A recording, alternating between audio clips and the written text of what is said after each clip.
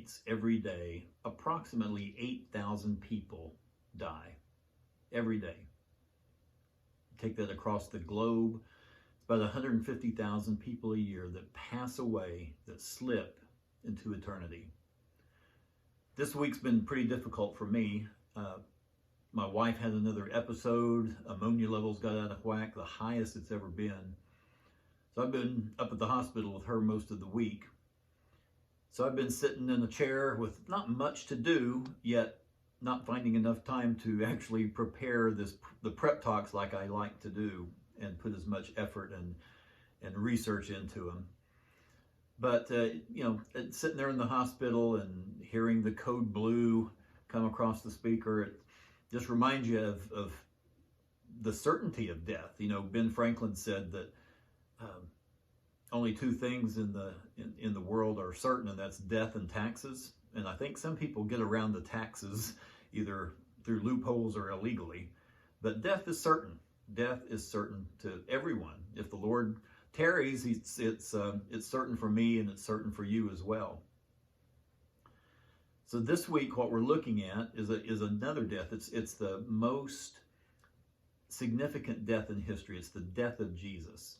We'll be in John chapter 19, looking at the death of Jesus, continuing in our unit about the essentials of Christianity. So as usual, your Lifeway Leader's Guide has a lot of great detail, a lot of great information, a lot of great research there available to you, so make sure and use that. Also, a resource that I use quite a bit, I think I've mentioned this before, I try to mention it to my Sunday school teachers occasionally just to keep them up on stuff. But if you can go to BibleStudiesBySteve.com. Steve Armstrong is a professor, he's a teacher, and he prepares these lessons or questions every week for this Family Bible, well, what used to be the Family Bible series, it's now Bible Studies for Life material. He even has a PowerPoint presentation that you can use, as well as an introduction video. It's about 3 minutes long usually, that you can use. So a good thing to remember is if, sometimes on Saturday night or even Sunday morning, somebody gets sick or somebody gets called to work or whatever, as you, an adult teacher, and you have to get somebody on the spur of the moment and they're not prepared, you can print off this Steve Armstrong lesson, and they can just kind of go through these questions. So that's just another resource for you, one to make you aware of.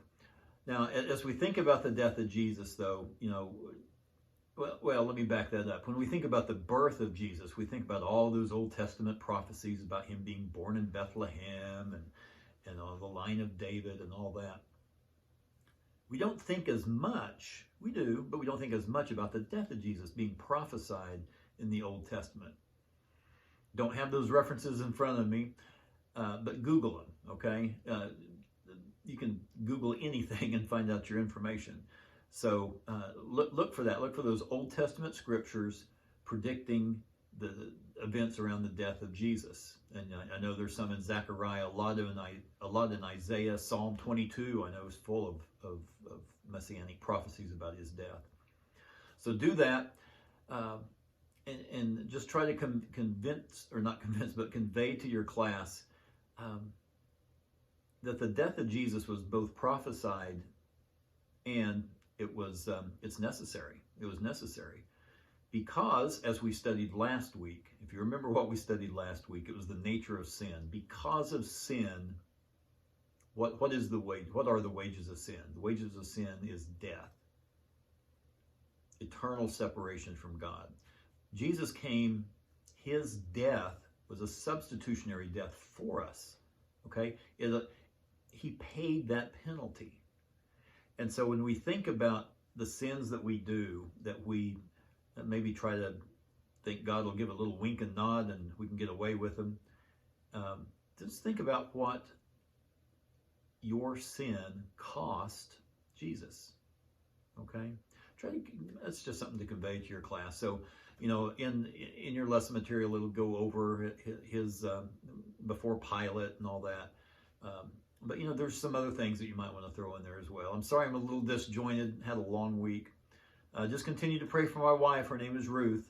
We're not really sure where this is going to go in the next few days or months or whatever. So try to keep you informed. So pray for us. Pray for your class as well. I appreciate you guys very much. Thank you.